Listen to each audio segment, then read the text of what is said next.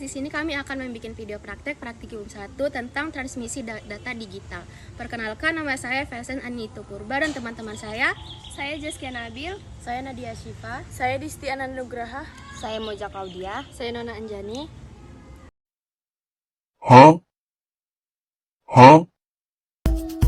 Transmisi data nirkabel adalah teknologi yang mengirimkan data tanpa menggunakan kabel, melainkan menggunakan gelombang elektromagnetik. Sedangkan transmisi data kabel adalah proses pengiriman data digital atau analog melalui kabel.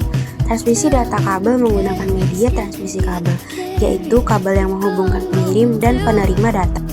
Di sini saya akan menjelaskan transmisi data melalui nirkabel dan kabel.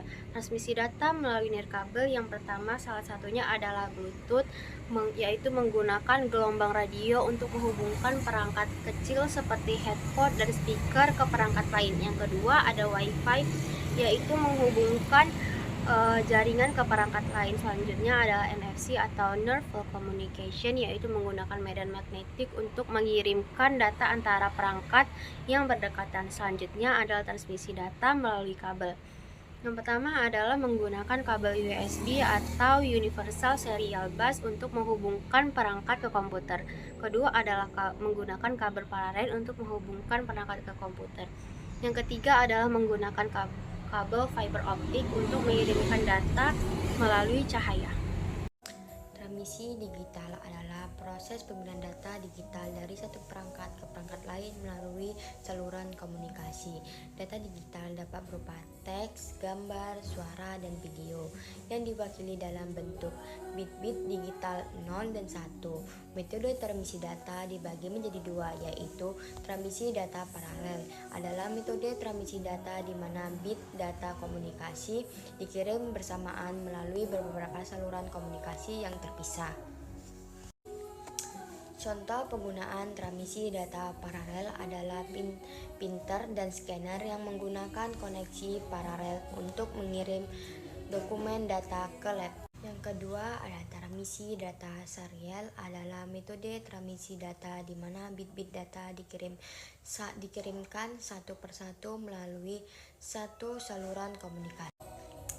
Contohnya penggunaan transmisi data serial adalah data koneksi USB dan modem yang menggunakan transmisi data serial untuk mengirim data antar perangkat. Nah, di sini saya akan menjelaskan pengiriman file seri dan paralel. Ialah metode yang digunakan untuk mengirim data dalam bentuk file. Ciri-ciri pengiriman file dalam bentuk seri. Yang pertama, pengiriman data satu persatu. Yang kedua, pengiriman data lebih lambat. Yang ketiga, kabel yang digunakan lebih sederhana. Dan yang keempat, lebih rentan terhadap kesalahan. Adapun ciri-ciri mengirim file dalam bentuk paralel, yaitu yang pertama, pengiriman data secara bersamaan. Yang kedua, kecepatan pengiriman lebih cepat. Dan yang ketiga, kabel yang digunakan lebih kompleks. Juga yang terakhir ialah lebih rentan terhadap kesalahan. Nah, di sini saya akan menjelaskan contoh pengiriman file dalam bentuk seri. Pengiriman file dalam bentuk seri digunakan dalam aplikasi yang memerlukan keandalan tinggi, seperti jaringan data dalam jaringan telekomunikasi. Yang kedua, pengiriman file dalam paralel. Dalam pengiriman ini memerlukan jaringan yang kecepatan lebih tinggi, seperti pengiriman file dalam jaringan komputer.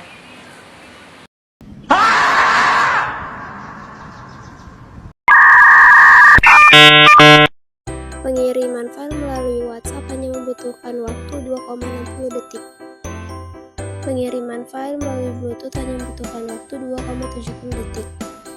Sedangkan pengiriman file dari laptop ke HP menggunakan kabel USB membutuhkan waktu 22,53 detik.